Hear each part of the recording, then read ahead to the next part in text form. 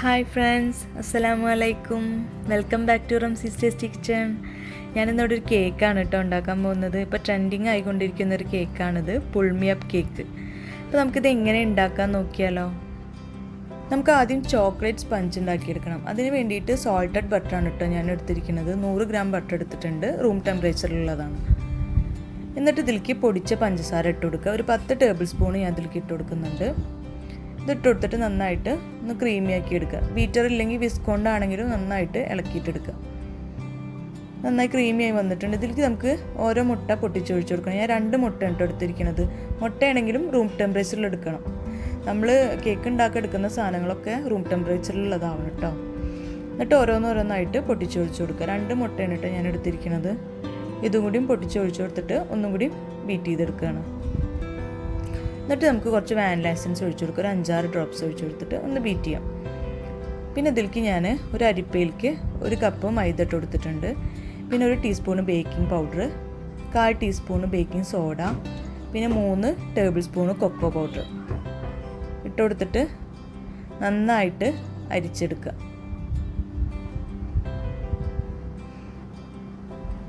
അരിച്ചെടുത്തതിന് ശേഷം നമുക്കിതൊന്നും കൂടി ഒന്ന് ബീറ്റ് ചെയ്തെടുക്കാം. ഒന്ന് മിക്സാക്കി എടുക്കുക. മിക്സാക്കി എടുത്തതിന് ശേഷം ഞാൻ അതിലേക്ക് കുറച്ച് പാലൊഴിച്ച് കൊടുക്കുന്നുണ്ട്. ഒരു 3/4 കപ്പ് പാലാണ് കേട്ടോ എടുത്തിരിക്കുന്നത്. പാലാണെങ്കിലും നമ്മൾ ഫ്രിഡ്ജിൽ നിന്ന് എടുത്ത് വെച്ചിട്ട് കുറച്ച് നേരം പുറത്ത് വെച്ചാൽ മതി. അതും റൂം ടെമ്പറേച്ചറിലുള്ളതാവണം.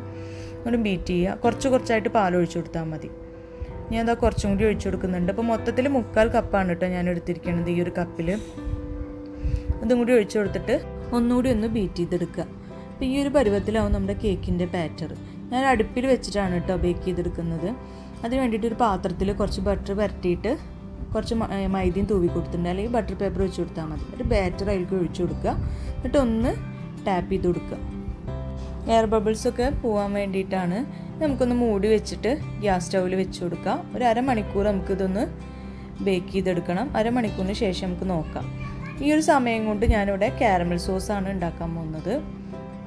അപ്പോൾ ഞാൻ അതിലേക്ക് 6 ടേബിൾ സ്പൂണ് പഞ്ചസാര ഇട്ട് കൊടുത്തിട്ടുണ്ട്. ഇതിലേക്ക് ഒരു 2 ടേബിൾ സ്പൂണ് വെള്ളം ഒഴിച്ച് കൊടുക്കുക. എന്നിട്ട് നമുക്കിതൊന്ന് കാരമലൈസ് ചെയ്തെടുക്കാം. ഒരു മീഡിയം ഫ്ലെയിമിൽ ഇട്ടിട്ട് വേണം കേട്ടോ ഇത് ചെയ്തെടുക്കാൻ.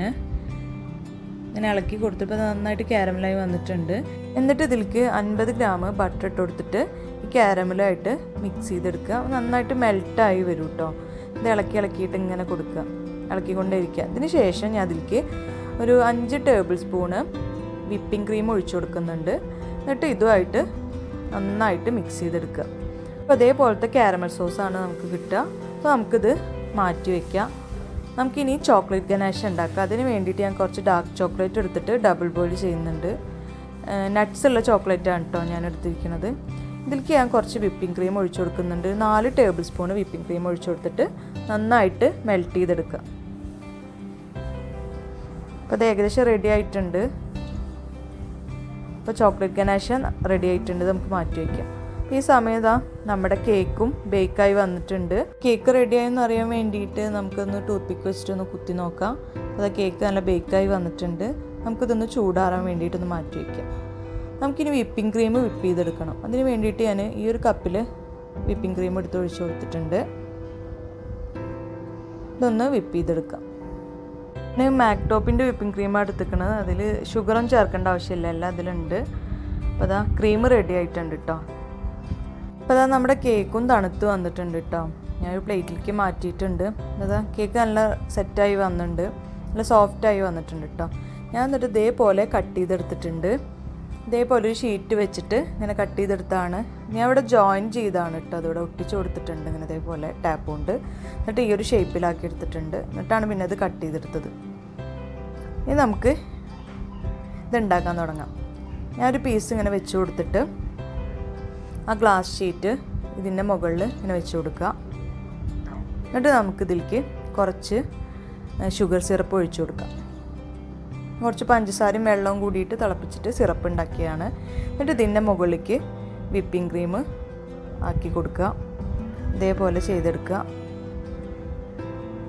ഞാൻ കുറച്ച് കൂടുതൽ ചെയ്ത് കൊടുത്തിട്ടുണ്ട് കേട്ടോ. എന്നിട്ട് ഇതിൻ്റെ മുകളിൽ ഒരു പീസ് കേക്കും കൂടി വെച്ച് കൊടുക്കുക. അതേപോലെ നല്ല ശ്രദ്ധിച്ച് ചെയ്ത് കൊടുക്കട്ടെ. ഞാൻ വെച്ച് കൊടുത്തപ്പോൾ കുറച്ച് വിപ്പിംഗ് ക്രീം ഇതിന് മുകളിലേക്ക് കയറിയിട്ടുണ്ട്. എന്നിട്ട് ഇതിൻ്റെ മുകളിലും കുറച്ചും കൂടി ഷുഗർ സിറപ്പ് ഒഴിച്ചു കൊടുക്കുക. എന്നിട്ട് വീണ്ടും വിപ്പിംഗ് ക്രീം ആക്കി കൊടുക്കുക അതിൻ്റെ മുകളിൽ. ഇതേപോലെ ചെയ്തെടുക്കുക.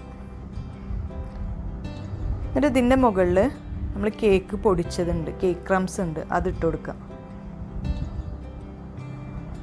നമുക്ക് ഇതേപോലെ എത്ര ലെയർ വേണേലും ചെയ്യാം കേട്ടോ. ഞാൻ 2 ലെയറാണ് ചെയ്തിരിക്കുന്നത്. എന്നിട്ട് ഇതിൻ്റെ മുകളിൽ നമ്മൾ ഉണ്ടാക്കി വെച്ച കാരമൽ സോസ് അതും കൂടി ഒഴിച്ചു കൊടുക്കുക. ഈ കാരമൽ സോസൊക്കെ ഒഴിച്ചു കൊടുത്താൽ തന്നെ നമ്മുടെ കേക്ക് നല്ല സ്വീറ്റ് ആവും കേട്ടോ. എന്നിട്ട് ഇതിൻ്റെ മുകളിൽ കുറച്ച് ചോക്ലേറ്റ് ഗനാഷ് ഒഴിച്ചു കൊടുക്കുക.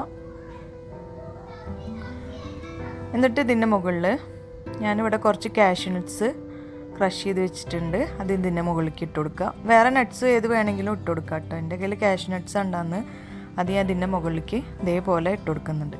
ഇനിയാണ് നമ്മുടെ മെയിൻ സംഭവം. 2 കൈ കൊണ്ട് ഈ ഷീറ്റ് മുകളിലേക്ക് ഇങ്ങനെ വലിച്ചെടുക്കുക. ഇപ്പം കാണാം കേട്ടോ നമ്മുടെ പുൾമിയപ്പ് കേക്ക് എന്താണെന്നുള്ളത്. ഇതിങ്ങനെ പതുക്കെ വലിച്ചെടുത്തതിന് ശേഷം കണ്ടോ ആ ചോക്ലേറ്റ് ഗനാഷയും കാരമൽ സോസും നട്ട്സും ഒക്കെ കൂടിയിട്ട് ആ കേക്കിൻ്റെ മുകളിൽ ഇങ്ങനെ ഒലിച്ച് താഴോട്ട് ഇറങ്ങുന്നത് കാണാൻ എന്ത് രസമല്ലേ. അപ്പോൾ ഇതാണ് നമ്മുടെ പുൾമിയപ്പ് കേക്ക്.